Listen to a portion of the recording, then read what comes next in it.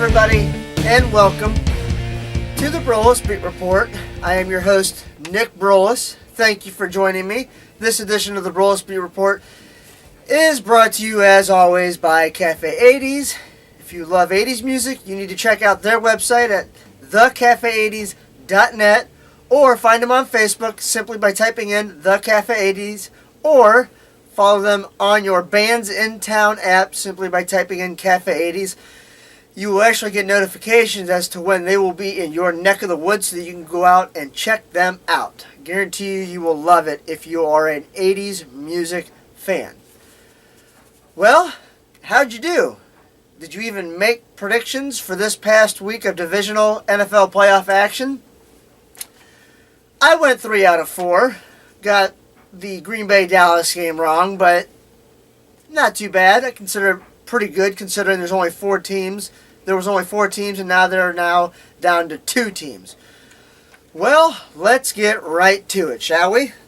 First, I have to talk about the Pittsburgh at Kansas City game. The Steelers winning 18-6 at Arrowhead. I picked that one. Pittsburgh is only the 6th NFL team to win a playoff game without scoring a touchdown. Now, that is an amazing feat in itself, but think about it. Think about how the Steelers are made right now. They are an offensive juggernaut. Think about all the players that they have on that team that can do damage to your defense.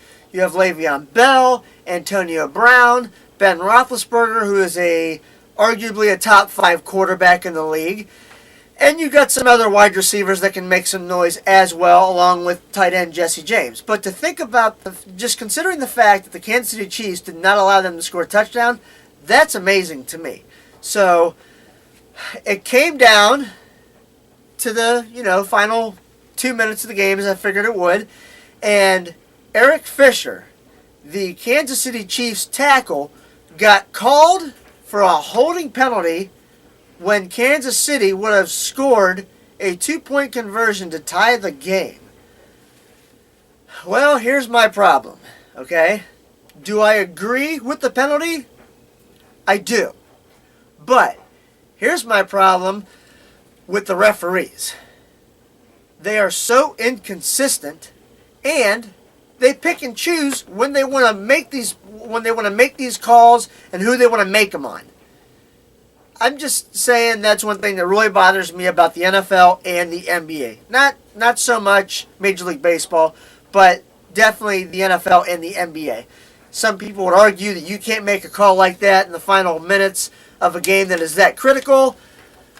I say if the penalty is there, you call it, and a lot of people say that you can call holding penalty on every offensive play, which is true. The other side of the story is he was going to have to get rid of the ball fast, Alex Smith, that is. So why did you commit the penalty? So at the end of the day, it was a great game to watch. It really was. Now, moving on to Houston at New England. Patriots won this game 34-16. I actually thought that they would win by a bigger margin, but nonetheless, they now move on and they will host the Pittsburgh Steelers in the AFC Championship game. Now, one quick note for you. Those of you that actually talked to me before the NFL regular season started, I actually predicted there would be the Arizona Cardinals and the Pittsburgh Steelers in the Super Bowl. Well, I may have half of that equation right, because obviously Arizona didn't even make the playoffs.